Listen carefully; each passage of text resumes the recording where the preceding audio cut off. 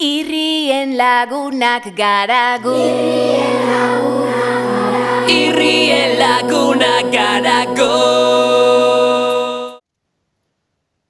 Akerrak adarrak okerrak ditu, okerrak adarrak akerrak ditu, akerrak adarrak okerrak ditu, okerrak adarrak Hau da una asteborraztea, kaixo lagunok! Hemen nago, etxeko egon gelan kanpinen da montatuta.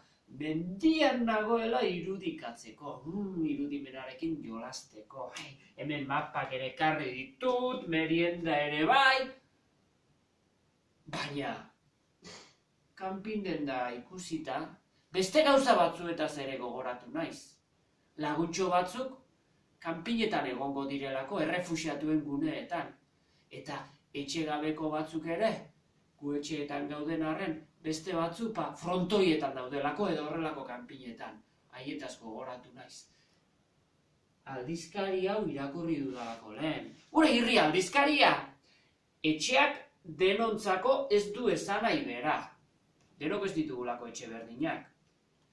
Eta begira ze bertso polita egin nuen orain. Losaku baten edo zutondo ertzean, bizi nahi dugu goxo eta babezean. Norbaitek aukerarik eduki ezean, denontzako lekua daukagu etxean. Daukagu etxean, daukagu etxean. Gogoratu beraz lagunok, gure moduan ez daudenekin.